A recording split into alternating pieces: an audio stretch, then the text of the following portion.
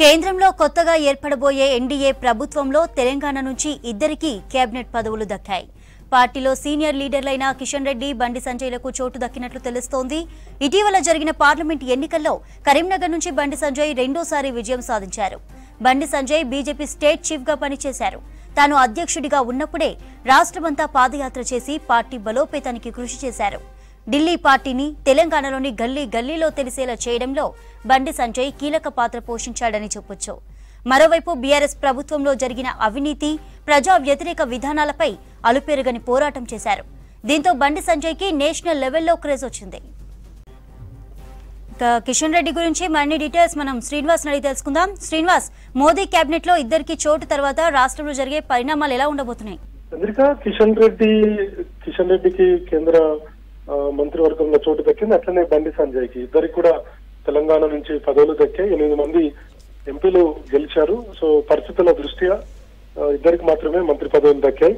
So Bandi Sanjay గురించి మనకు తెలిసింది, రాష్ట్ర వ్యాప్తంగా ఆయన పర్యటించి పెద్ద ఎత్తున పార్టీని బలోపేతం చేశారు. సో అంతకుముందు నుంచి కూడా కిషన్ రెడ్డి విషయానికి వస్తే, కిషన్ రెడ్డి చాలా సౌమ్యుడిగా పేరుంది. జాతీయ నాయకత్వంతో ఎప్పటికీ నిరంతరం, అంటే భారతీయ జనతా పార్టీలో ఒక క్రమశిక్షణ కలిగినటువంటి కార్యకర్తగా ఆయనకు పేరుంది. బీజేపీ జాతీయ అధ్యక్షుడిగా పనిచేశారు. అంతకుముందు తర్వాత పార్టీలో పనిచేశారు. మెయిన్ గా ఆయన ఏంటంటే 2004లో హిమాయత్ నగర్ నియోజకవర్గం నుంచి మొదటిసారి అసెంబ్లీలో అడుగుపెట్టారు. చాలా ఆయన రంగారెడ్డి జిల్లాకు సంబంధించినటువంటి నాయకుడు, రంగారెడ్డి జిల్లా సంబంధించినటువంటి నేతగా ఉన్నారు. సో ఆయన భారతీయ జనతా పార్టీ అంటే 1980లో భారతీయ జనతా పార్టీ ఏర్పాటు అయినప్పటి నుంచి కూడా అప్పటి నుంచి ఒక కార్యకర్తగా చురుగ్గా పాల్గొన్నటువంటి వ్యక్తి. కింది స్థాయి నుంచి అంటే ఒక కార్యకర్త స్థాయి నుంచి కేంద్ర మంత్రిగా ఎదిగినటువంటి వ్యక్తి కిషన్ రెడ్డి. సో కిషన్ రెడ్డి ఒక సౌమ్యుడిగా ఆయనకు పేరుంది. మరోవైపు వివాదాస్పద విషయాల్లో ఆయన ఎంతకాడు, సౌమ్యుడిగా ఆయన ఉంటారన్నటువంటి పేరుంది. మరోవైపు జాతీయ నాయకత్వానికి, బీజేపీ అగ్రనేతలకు చాలా దగ్గరగా ఉన్నటువంటి వ్యక్తి. కాబట్టి ఆయనకు మొదటి నుంచి కూడా పదవులు మిగతా బీజేపీ నేతలతో పోలిస్తే ఆయనకంటే సీనియర్ నేతల కంటే కూడా చాలా సార్లు ఆయనకు జాతీయ నాయకత్వం పదవులు కట్టబెట్టింది. బీజేపీ అధ్యక్షుడిగా నుంచి, జాతీయ అధ్యక్షుడి నుంచి మొదలు పెడితే ఆయన ఎమ్మెల్యేగా పలుమార్లు గెలుపొందారు. అంబర్పేట నుంచి కూడా ఆయన ఎమ్మెల్యేగా గెలుపొందారు. తర్వాత ప్రతి అంటే సమస్యల విషయంలో ముఖ్యంగా హోంగార్డుల సమస్యను కూడా ఆయన రాష్ట్ర వ్యాప్తంగా లేవనెత్తి వాళ్ళ యొక్క సమస్యలను, ఇవాళ హోంగార్డులకు కొంత జీతభత్యాలు కానీ లేదంటే వివిధ సమస్యల పరిష్కారం అయిందంటే కిషన్ రెడ్డి అని ఒక పేరు ఉంటుంది. సో అట్లనే హైదరాబాద్ లో సిటీలో ఒక మంచి నాయకుడిగా ఆయనకు పేరుంది. తర్వాత ఇంకొక వైపు బీజేపీ జాతీయ నాయకత్వానికి కానీ బీజేపీ నేతలకు కానీ సో ఆయన దగ్గరగా ఉన్నటువంటి వ్యక్తి. ఇవన్నీ చూసిన తర్వాతనే ఆయనకు మొన్న బండి సంజయ్ కాలం పూర్తయిన తర్వాత, ఆయన పదవి కాలం పూర్తయిన తర్వాత కిషన్ రెడ్డికి బీజేపీ అధ్యక్షుడిగా ఇవ్వడం వెనక ఈ 2 ఎన్నికలను, అసెంబ్లీ ఎన్నికలను అట్లనే పార్లమెంట్ ఎన్నికలను, ఈ 2 ఎన్నికలను కూడా ఈజీగా ఆయన డీల్ చేయగలుగుతాడు. తర్వాత మిగతా బీజేపీ నేతలతోటి ఆయనకు సఖ్యత ఉంటుంది. కొంత వివాద రహితుడిగా ఆయనకు పేరుంది, సౌమ్యుడిగా పేరుంది. ఇవన్నీ కూడా బీజేపీ అగ్రనాయకత్వం చూసి ఆయనకు అప్పగించిందని చెప్పొచ్చు. మరోవైపు ఎప్పుడు కూడా కిషన్ రెడ్డి మీద అవినీతి ఆరోపణలు కానీ లేదంటే ఇతర ఆరోపణలు కానీ చాలా తక్కువగా ఉంటాయి. సో ఆయన భారతీయ జనతా పార్టీ కార్యాలయానికి వస్తారు, తర్వాత బీజేపీ నేతలతో సమావేశమవుతారు. తర్వాత ఎక్కడ కూడా మిగతా రాజకీయ నాయకుల మాదిరిగా, మిగతా వాళ్ళ మాదిరిగా ఆయన వే ఆఫ్ టాకింగ్ కూడా ఉండదు. సో స్పీచ్ కూడా ఇవన్నీ కూడా చాలా సౌమ్యంగా ఉంటాయి. సో అందుకని ఆయనకు కొంత సౌమ్యుడిగా పేరుంది. సో అందుకే బీజేపీ జాతీయ నాయకత్వం కూడా కిషన్ రెడ్డి సేవలను భారతీయ జనతా పార్టీ రాష్ట్ర నాయకత్వం నుంచి కూడా ఆ విధంగా ఉపయోగించుకున్నదని చెప్పి మనం అనుకోవచ్చు. సో అందులో భాగంగానే ఆయనకు మరోసారి కేంద్ర మంత్రి పదవి కట్టబెట్టింది. గతంలో కేంద్ర హోంశాఖ సహాయ మంత్రిగా చేశారు. అప్పుడు బీజేపీ అగ్రనేతగా పేరున్నటువంటి అమిత్ షా దగ్గర ఆయన పనిచేశారు. కేంద్ర హోంమంత్రిగా అమిత్ షా ఉంటే అమిత్ షా కింద కేంద్ర హోంశాఖ సహాయ మంత్రిగా కిషన్ రెడ్డి ఉన్నారు. అప్పుడే జమ్మూ కాశ్మీర్ సంబంధించినటువంటి సమస్య వచ్చింది. సో ఆ సమస్యను స్వయం ప్రతిపత్తి విషయంలో కూడా కిషన్ రెడ్డి ఇన్వాల్వ్ అయి ఉన్నారు. సో కాబట్టి బీజేపీ అగ్రనాయకత్వం అంతా కూడా కిషన్ రెడ్డి సౌమ్యుడిగా ఉంటారనేటువంటి విషయం మీద ఆయనని ఏ పదవి ఇచ్చినా భారతీయ జనతా పార్టీ రాష్ట్ర నాయకత్వంలో కానీ అట్లనే జాతీయ నాయకత్వంలో కానీ ఆయనకు మన మంచి పేరు ఉంది. కాబట్టి ఆయనని ఆ మోడీ దగ్గర నుంచి మిగతా నాయకులందరూ కూడా చాలా బాగా చూసుకున్నటువంటి పరిస్థితి ఉంటుంది. ఒక దశలో కిషన్ రెడ్డికే జాతీయ అధ్యక్షుడిగా పదవిస్తారనేది కూడా చర్చ జరుగుతుంది ఇప్పుడు నడ్డా తర్వాత. కానీ కొంత పరిణామాలు మారినాయి. కిషన్ రెడ్డికి కేంద్ర మంత్రి వర్గంలో చోటు కల్పించడం, బీజేపీ తెలంగాణలో బలోపేతం కావడంలో భాగంగా ఆయనకు ఈ మంత్రివర్గంలో చోటు కల్పించినట్టుగా మనం అర్థం చేసుకోవచ్చు. సో కాబట్టి రెండోసారి సికింద్రాబాద్ లో మొదటిసారి ఆయన అంబర్పేట నుంచి పోటీ చేసినప్పుడు చాలా తక్కువ మెజారిటీ తోటి టీఆర్ఎస్ అభ్యర్థి మీద కాలేడు వెంకటేష్ నుంచి ఆయన ఓడిపోయారు. తర్వాత 2019లో జరిగినటువంటి ఎంపీ ఎలక్షన్ లో సికింద్రాబాద్ అభ్యర్థిగా ఆయన నిలబడ్డారు. సో 62,000 మెజారిటీ తోటి కిషన్ రెడ్డి గెలుపొందారు. ఆ తర్వాత ఆయనకు ఎవరు ఊహించినట్టుగానే కేంద్ర మంత్రివర్గంలో చోటు దక్కింది, సహాయ మంత్రిగా దక్కింది. అప్పుడు కేంద్ర హోంశాఖ సహాయ మంత్రిగా కొన్నాళ్ళ పాటు పనిచేశారు. తర్వాత క్యాబినెట్ హోదా దక్కింది. ఆ క్యాబినెట్ సాంస్కృతిక పర్యాటక ఈశాన్య రాష్ట్రాల అభివృద్ధి శాఖ మంత్రిగా బీజేపీ జాతీయ నాయకత్వానికి పదవులు కట్టబెట్టింది.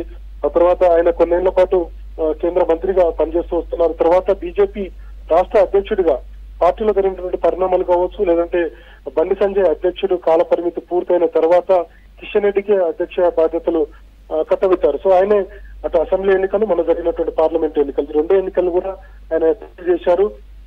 కాబట్టి కింది స్థాయి కేడర్ నుంచి, కింది స్థాయి కార్యకర్తల నుంచి కూడా కిషన్ రెడ్డి తన రాజకీయ ప్రస్థానాన్ని కొనసాగించారు. ఇప్పటి వరకు కేంద్ర మంత్రిగా, పలుమార్లు ఎమ్మెల్యేలుగా, తర్వాత బీజేపీ లీడర్ గా, మరోవైపు ఎంపీగా, 2 సార్లు ఎంపీగా, తర్వాత వివిధ హోదాల్లో, తర్వాత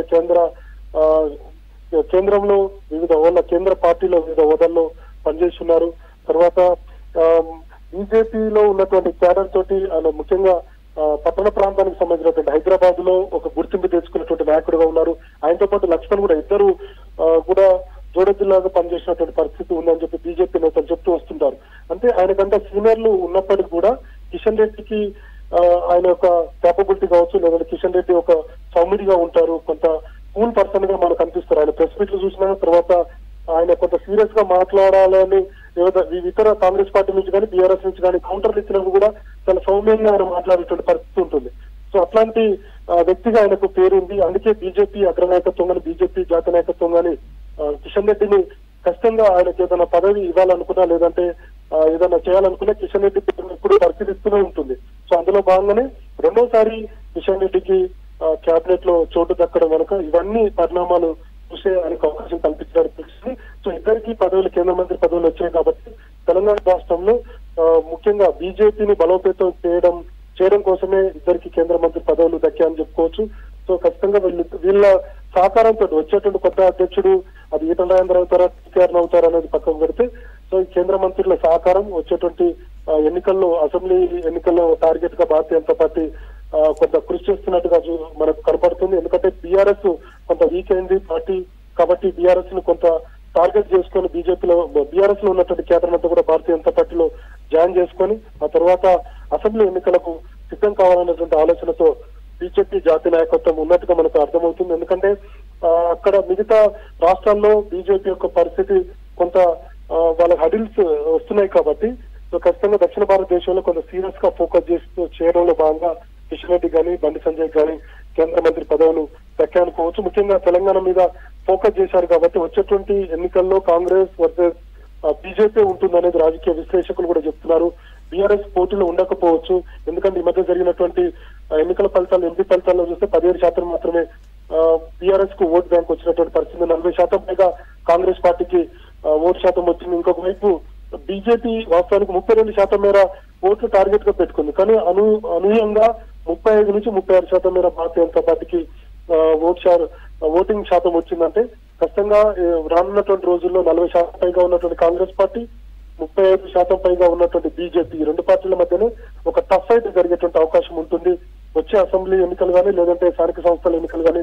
సో ఖచ్చితంగా పార్టీ బలోపేతం కావాలంటే ముఖ్యమైనటువంటి నాయకులకు అవకాశం కల్పించాలి, ప్రాతినిధ్యం ఉండాలని చెప్పి బీజేపీ అగ్రనాయకత్వం భావించి ఉండొచ్చు. అందులో భాగంగానే కిషన్ రెడ్డికి, బండి సంజయ్ కి పదవులు కట్టబెట్టారు. మరోవైపు పార్టీ బలోపేతం చేయడం కోసము ఈటల రాజేందర్ సేవలు, అట్లనే డీకేఆర్ సేవలు కూడా ఉపయోగించుకునేటువంటి అవకాశం ఉంది. లక్ష్మణ్ రాజ్యసభ ఎంపీగా ఉన్నారు, ఆయన సేవలు కానీ, అట్లనే అరవింద్ ధర్మపురి, అరవింద్ నిజామాబాద్ ఎంపీ, ఆయన సేవలు కానీ, రఘునందన్ మెదక్, తర్వాత ఈ మధ్య బీఆర్ఎస్ నుంచి భారతీయ జనతా పార్టీలో జాయిన్ అయ్యి ఎంపీగా అయినటువంటి ఆదిలాబాద్ ఎంపీ గోడెం నగేష్ కానీ, తర్వాత భారతీయ జనతా పార్టీకి 8 మంది ఎమ్మెల్యేలు ఉన్నారు, వాళ్ళ యొక్క సేవలు కానీ పార్టీ కోసం. తర్వాత మిగతా చేవెళ్ల ఎంపీగా కొండ విశ్వేశ్వర రెడ్డి, ఆయన కూడా కాంగ్రెస్ పార్టీ నుంచి బీజేపీలో చేరారు. అంతకుముందు బీఆర్ఎస్ లో పనిచేశారు. సో ఆయన సేవలు కానీ 8 మంది ఎంపీలు ఉన్నారు, 8 మంది ఎమ్మెల్యేలు ఉన్నారు, ఒక ఎమ్మెల్సీ కూడా భారతీయ జనతా పార్టీకి ఉంది. కాబట్టి వచ్చేటువంటి రోజుల్లో పార్టీని బలోపేతం చేయడం కోసం కిషన్ రెడ్డి సేవలు, బండి సంజయ్ సేవలు, తర్వాత ఈటల రాజేందర్, డీకే మిగతా నేతలందరి సేవలు కూడా ఉపయోగించుకోవాలని భారతీయ జనతా పార్టీ భావించింది. సో మరోవైపు సామాజిక వర్గాల వారీగా చూసుకుంటే కిషన్ రెడ్డికి అవకాశం కల్పించారు. సీనియర్ నేతగా ఉన్నారు.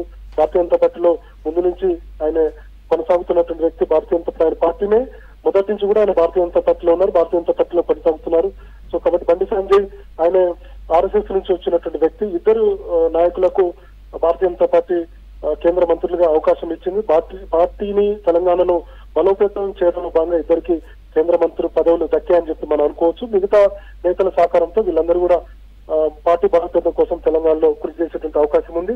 ఇందాక మనం చెప్పినట్టుగా అన్ని ఈక్వేషన్స్ చూసిన తర్వాతనే ముందు నుంచి భారతీయ జనతా పార్టీలో పనిచేస్తున్నటువంటి నేతలకు ఇద్దరికి అవకాశం కల్పించినట్టుగా మనకు చూస్తే అర్థమవుతుంది. సో మిగతా ఇతర పార్టీల నుంచి వచ్చినటువంటి నేతలకు పార్టీ బాధ్యతలు ఇచ్చి వాళ్ళందరి పార్టీ బలోపేతం కోసం కృషి చేసేటువంటి అవకాశాలు అయితే ఉన్నాయి. సో మొత్తానికి ముగ్గురికి బీజేపీలో ఉన్నటువంటి ఎంపీలో ఉన్నటువంటి ముగ్గురికి చోటు దక్కుతుంది అని అనుకున్నప్పటికీ కూడా ఏపీలో ఉన్నటువంటి పరిణామాలు, తర్వాత బీహార్ లో ఉన్నటువంటి పరిణామాల నేపథ్యంలో ఇద్దరికి మాత్రమే కేంద్ర మంత్రి పదవులు దక్కాయని చెప్పి మనం అనుకోవచ్చు. సో అందులో కిషన్ రెడ్డి, బండి సంజయ్. అసలు ఏపీ విషయానికి వస్తే ఏపీలో ముగ్గురికి కేంద్ర మంత్రి పదవులు దక్కాయి. అందులో రామ్మోహన్ నాయుడు, అట్లనే పెమ్మసాని చంద్రశేఖర్, ఇద్దరు టీడీపీకి చెందిన వాళ్ళు. మరోవైపు శ్రీనివాస్ వర్మ బీజేపీ ఎంపీ ఉన్నారు. ఆయన కూడా ఈ ముగ్గురికి మొత్తం తెలుగు రాష్ట్రాల నుంచి 5గురికి కేంద్ర మంత్రి పదవులు దక్కాయని చెప్పుకోవచ్చు. సో ఇప్పుడు తెలంగాణ నుంచి ఇద్దరికి కేంద్ర మంత్రి పదవులు దక్కే కాబట్టి ఒకరు కేబినెట్ హోదా, మరొకరికి కేంద్ర సహాయ మంత్రి హోదా దక్కేటువంటి అవకాశాలు ఉన్నాయనేది భారతీయ జనతా పార్టీ నుంచి లీకులు వస్తున్నాయి. సో మరి చూడాలి ఎవరికి ఏ శాతం కేటాయిస్తారు, ఎట్లా తెలంగాణలో పార్టీని బలోపేతం చేయబోతున్నారు, ఎట్లా టార్గెట్ చేయబోతున్నారు, ఎట్లా బీఆర్ఎస్ ను టార్గెట్ చేసి భారతీయ జనతా పార్టీ బలోపేతం చేసే విధంగా ఎంత ప్రయత్నాలు జరుగుతున్నాయి.